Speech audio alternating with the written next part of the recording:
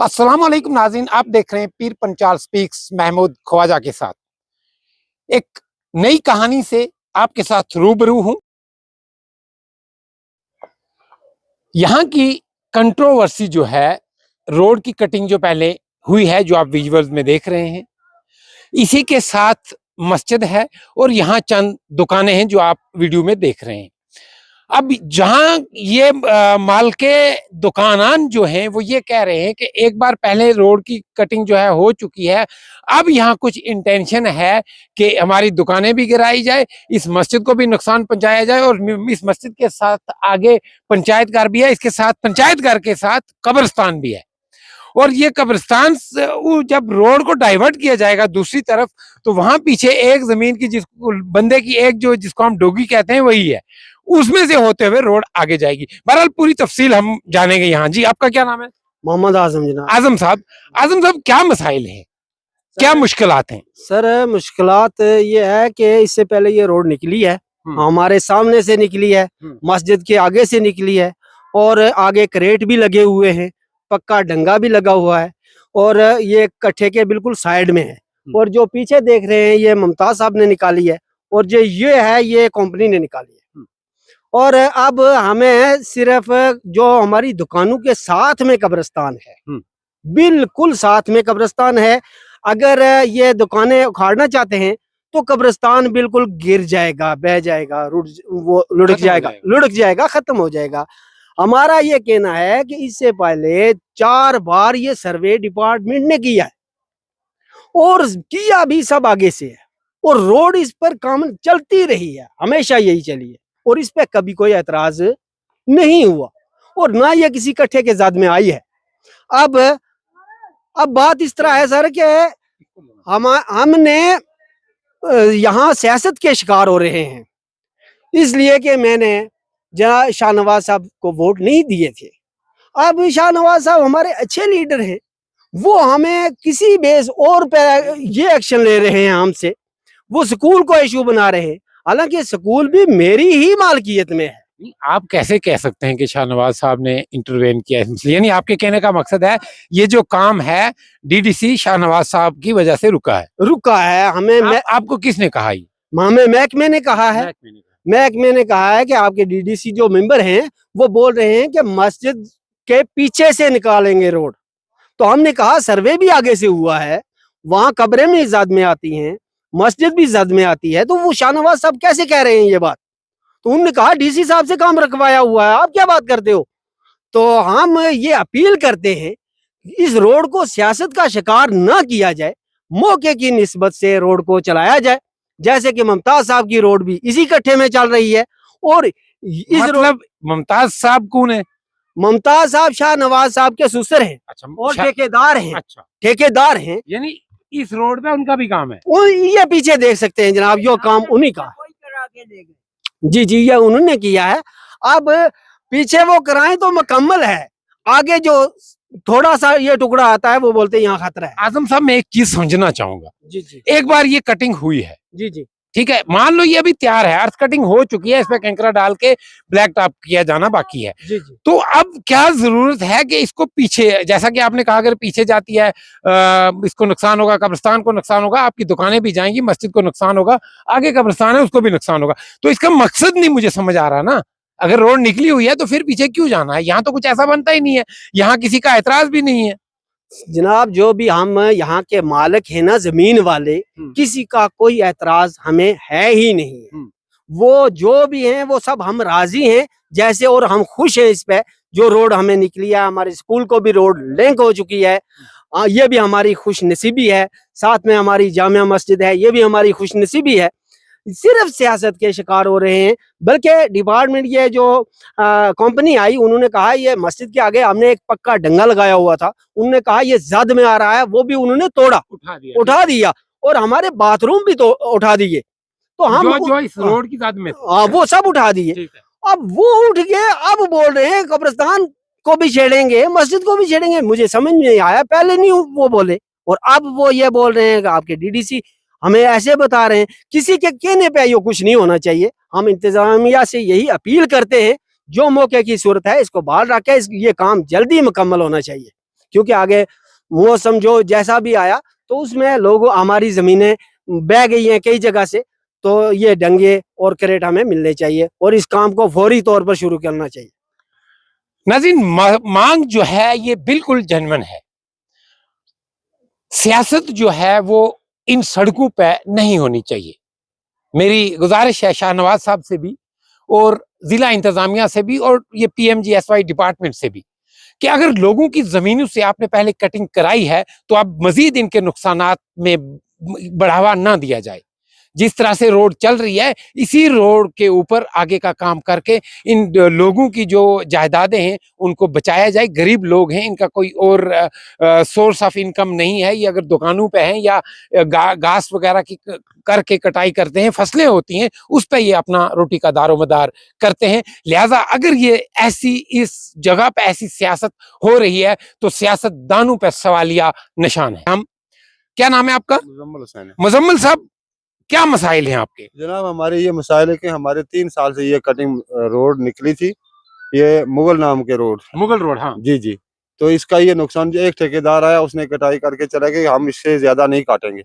उसने भी काट दिया, नुकसान करके चला गया। ना माल का रास्ता ना इंसानों का रास्ता कोई। हम 3 साल से पानी ढो के भैंसों को अंदर पिला रहे हैं। तो आज दिन तक एक आता है वो काट के चला, दूसरा आता है वो और पीछे काट के चला जाता है। अब पिछले रमजान में कटाई करके चले गए, अब दूसरा रमजान आ गया, यहाँ तक कि आप दूसरे आए उन्होंने काट के चले गए, जी डंगे देंगे ये करें, वो कोई नहीं आया। तो आज तक हम परेशान है, पानी के लिए भी परेशान है, रास्ते के लिए भी परेशान है। हमारी आपसे रिक्वेस्ट है कि हमारी ये डंगे दिए जाए और ये काम मुकम्मल किया जाए। नहीं, ठेकेदार इस वक्त जो काम बंद है उसकी क्या वजूहत? नहीं, काम बंद नहीं, काम चल रहा है। वो मलबा उठा के इधर डाल रहे हैं नाले में ला के।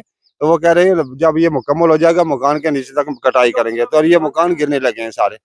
यानी आपका ये मुतालबा है कि ये जो कटिंग हो रही है इसके साथ साथ डंगे दिए जाएं, मुकम्मल किया जाए इसको। अगर डंगे नहीं लगेंगे तो हमारे मकान नीचे भी आ सकते हैं। नहीं, इसके पीछे अगर देखा जाए तो यहाँ भी कुछ कंट्रोवर्सी है जिसकी वजह से काम बंद है रोड का। वो क्या मसाइल? वहाँ भी ये नुकसान करना चाहते हैं। एक ठेकेदार कहता है जी मैं ये मस्जिद उठाऊंगा, जी ये दुकानें उठाऊंगा। रास्ता पहले से निकला है, नाले के साथ साथ रास्ता निकला, अब वो उसको पीछे लाना चाहते हैं। मस्जिद को गिराना चाहते हैं, मस्जिद साथ में जो जमीन है कब्रिस्तान है उसको भी गिराना चाहते हैं। जो ये डिपार्टमेंट है ना PMGSY, मैंने पहले ये चीज कही थी, PWD के बारे में भी कहा था कि ये सरकारी खजाने को लूटने की मशीनरी का काम कर रहे हैं। एग्जैक्टली PMGSY जो है वो लोगों की जो जायदाद है उसको तबाह करने का काम कर रही है। अगर आपने एक बार अर्थ कटिंग कर दी है, रोड निकाल दी है, तो फिर तजावज करने की क्या जरूरत है? ये हम आगे और भी लोगों से बात करेंगे क्योंकि ये एक बड़ा पेचीदा मसला है। यहाँ आगे हम चल के समझेंगे कि असल में मकासिद क्या है, किसके हैं, क्या है। आपका क्या नाम है? इधर रफीक साहब, क्या क्या मुतालबात हैं आपके? हमारे मुतालबात ये हैं सर के तकरीबन इसको काम चलते को तकरीबन 18-19 महीने हो गए हैं। एक ठेकेदार आता है वो पटाई करता है, अब हम डंगे लगाते हैं। हमारे वो नीचे आपने देखा होगा दुकानों के साथ नीचे कितना नुकसान किया, कब्रिस्तान हमारा टूट गया है, जमीन हमारी सब रह गई है। हमारी 1 किलोमीटर जगह, मेरी 1 किलोमीटर जगह रोड में लगती है और उसके बावजूद भी इन लोगों ने क्या किया कि वो जो लगी है उसके बाद जो बाकी बची है वो भी तबाह कर दी है। वो डिपार्टमेंट ने तबाह की या यहाँ कोई सियासत हो रही है? अल्लाह जाने सियासत है कि इस चीज को मैं नहीं जानता। मैं तो डिपार्टमेंट का कहूँगा जो काम कर रहे हैं, मैं तो डिपार्टमेंट का कहूँगा ना जो काम कर रहे हैं।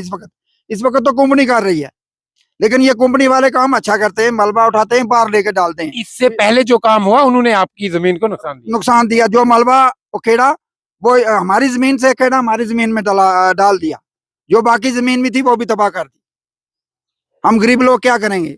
1 किलोमीटर जगह भी दी, फिर उसकी चौड़ाई ला लो आप कितनी बनती है। ये इतना कुछ देने के बावजूद जो बाकी हमारी जमीन थी वो भी तबाह कर दी। हम क्या करें? हम रोड को तो नहीं रोकते, रोड जाने दें। जित हमने 1 किलोमीटर जगह दे दिया वो तो हम मरले या 2 फुट को हम क्या करेंगे? हम ये बात बताना चाहते हैं कि ये काम जल्दी होना चाहिए, निपटना चाहिए, हमारी जमीन में डंगे लगने चाहिए।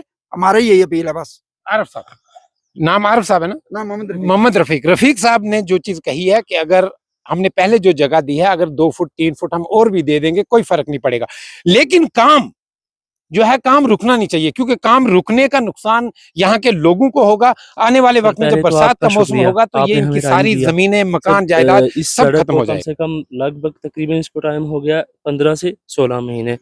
तो रोड की वजह से कब्रिस्तान डैमेज हुए, लोगों के मकान डैमेज हुए, लोगों की और फसलें डैमेज ख़त्म हो गई उस ज़मीन को फिसलने की वजह से। फिर क्या हुआ कि ये जो पहले ये डंगे वंगे लगाए, इससे आगे भी हमें भी नुकसान हुआ, मकानों को पानी गया और काफ़ी नुकसान हुआ। फिर दोबारा एक बार पहले कटाई की सड़क की, फिर दूसरी दफ़ा फिर कटाई की, आज तीसरी दफ़ा कटाई हो रही है। तो आपकी क्या गुजारिश है इंतजामिया से कि किस तरह से यहाँ काम होना चाहिए? हम तो चाहते हैं कि क्लियर होना चाहिए, जल्दी होना चाहिए काम, क्योंकि 15-16 महीने से काम चल रहा है। पहले एक ठेकेदार आया, उसने काम किया, हमारा नुकसान हुआ, किसी ने देखा भी नहीं, इंतजामिया कोई भी नहीं आया। ये इसमें मैं तो जानता हूँ, मेरी पर्सनल राय है कि इसमें कोई पॉलिटिक्स वाला शामिल है जो काम नहीं होने देता। जाहिर सी बात है, सियासत जो है अगर वो शामिल है तो काम ना हो तो ये नुकसान लोगों का है। इनका यही मानना है कि जब आने वाले वक्त में बरसात का मौसम है, बारिशें होंगी तो इन लोगों को फिर नुकसान होगा। इनके जैसे मकानात की बात की, इन्होंने कब्रिस्तानों की बात की, तो ये नुकसान जो है हो रहा है। लिहाजा इंतजामिया को चाहिए, ज़िला इंतजामिया को चाहिए कि इस पे फिल फोर जो है वो एक्शन किया जाए और इस रोड का काम जल्द अज जल्द मुकम्मल किया जाए। मेरा नाम आफ्ताब अहमद है सर। 8 महीने 16-17 महीने हो गए इस रोड को। 1 किलोमीटर रोड जो है ये बंद है। तो इसमें अब पहले ये इधर से निकल गई थी सीधी, आप दोबारा बोल रहे हैं कि इधर से ये कब्रिस्तान है और ये दुकानें, मस्जिद को डैमेज करके पीछे मकान है, उसको भी ख़तरा है। तो मेरी डीसी साहब से यही गुजारिश है कि इसको जल्दी से जल्दी रिपेयर किया जाए और हमारे जो है नुकसान हो रहा है रोड से बहुत ही, तो जैसे पहले निकली हुई है वैसे ही तो हमारे नुकसान ना किए जाएं। जैसे रोड निकली हुई है वैसे ही चलनी चाहिए, क्योंकि हमारे नुकसान हो रहे हैं, गरीब लोग हैं, लोगों का नुकसान बहुत हो रहा है जो भी सियासत में ले रहे हैं इस रोड को। और नुकसान इसका कुछ नहीं, स्कूल के साथ अटैच हुई है तो उसमें तो कुछ नुकसान नहीं किसी का। तो ये जैसे है वैसे ही चलने दें, हमारा गरीब लोगों का नुकसान ना किया। मैं हूँ शौकत हाड़ी से। मेरा ये कब्रिस्तान है, ये 12-13 में माह गुजर चुके हैं। ये कटिंग की हुई है रोड की, तो पूरा कब्रिस्तान मेरा डैमेज हो गया है। आज तक यहाँ कोई डंगा और क्रेट वर्क महकमा ने नहीं लगाई। मेरी अर्ज़ है डीसी साहब को, गवर्नर साहब को कि फ़ौरनी इसकी कार्रवाई की जाए और डंगा और क्रेट लगे जाए, नहीं तो सब मेरा कब्रिस्तान जो है डैमेज हो जाएगा। कब्रिस्तान की अगर बात की जाए, काफ़ी पुराना कब्रिस्तान, 100 साल या 150 से ज़ायद साल पुराना कब्रिस्तान जो है, इस रोड की जब कटिंग की गई तो यहाँ के मकामी लोगों का कहना है कि यहाँ कब्रें जो हैं वो टूट चुकी हैं और सामने आ जाएंगी। शरीफ साहब बात करेंगे इस पर। शरीफ साहब, आपने ये क्लेम किया है कि ये कब्रें टूटी हैं, आपने बीच में एक आध कब्र में किसी में टार्च लगा के भी देखा हुआ, तो क्यों इंतज़ामिया ने इतना यहाँ कोई एक ठोस इकदाम नहीं उठाए कि इनको तहफ़्फ़ुज़ दिया जाए इस एरिया? सर, पहली बात यह है कि यहाँ पर ऑलरेडी जगह ही बहुत थी। अगर ये आगे से निकलते तो इसको छोड़ के चले जाते तो इसके पीछे जगह बचती थी। उस वक्त बार बार कहने पर, प्रेस करने पर, कंपनी को कहने पर, इंतजामियों को, जो भी हमके जिम्मेदार लोग थे, जिम्मेदारों को हमने कहा कि थोड़ा आगे जगह छोड़ के निकलो। कम से कम 1 मीटर भी अगर आगे वो निकल आते हैं ना तो कब्रिस्तान बच जाता था। आज जब कटिंग इसकी अर्थ कटिंग कर दी तो उसके बाद एक ये छोटा सा डंगा लगा दिया। ये छोटा, ये क्रेट नहीं थी उस वक्त, ये हल्का सा जो ऐसे ये लगाया। तो उसके बाद मैंने कहा ये रुकेगा नहीं। ये एक्शन साहब उस वक्त के जो मौजूद, आप कह रही जो पहले एक्शन साहब थे, वो आए, उनसे मैंने बात की कि इसको सर इसको हाइट दो। और यहाँ पर एक जेई था, अशफाक उसका नाम था, उसने कहा खड़े होकर के, ठेकेदार का जो मुर्शिद था, उससे कहा कि इसको आप हाइट दो, इसको दोबारा हाइट दे दो। उनने हाइट नहीं दी, पीछे से इसकी फिलिंग नहीं की, चले गए। पानी बाद फिर स्लाइड हो गया, जब बारिश आई तो स्लाइड हो गया। 1 बार हुआ, 2 बार हुआ, 3 बार हुआ, 3 बार हो चुका। अब जब उस दिन कब्रें मेरे सामने आई है, नीचे 4 कब्रें नीचे आ गई। एक कब्र वहाँ में टार्च लगा कर उसके अंदर देखा पूरी खुली पड़ी है। 3-4 कब्रें जो पीछे ऊपर दिखाई दे रहे हैं सामने, ये इन्हें कभी भी लुढ़क जाना है। तो इस पर जब मैंने शोर किया, सबको, डी साहब को मैंने बात की, डी साहब से टेलीफोन किया, चीफ इंजीनियर से बात की, सबसे मैंने जब किया तो उस वक्त आए महकमे वाले आके ये इतना लगा के चले गए, आप इसको छोड़ गए, इसके पीछे फीलिंग नहीं, इसको हाइट नहीं दे रहे। फिर ये बाकी कब्रें जो है सारी सामने आने वाली हैं। नाज़रीन, आप ये देख रहे हैं, कैमरामैन दिखाएंगे आपको, जो ये क्रेट लगाए हुए हैं तो ये सफिशेंट नहीं है। अब इसके ऊपर अगर हम देखें कि ये हाइट कितनी है, कितनी ऊंचाई है, ये जब तक ना ये क्रेट ऊपर तक लेके इसके पीछे पूरी तरह से फिलिंग की जाए, इस पूरी ज़मीन को पीछे पूरे इलाके को तहफ़्फ़ुज़ नहीं मिलेगा।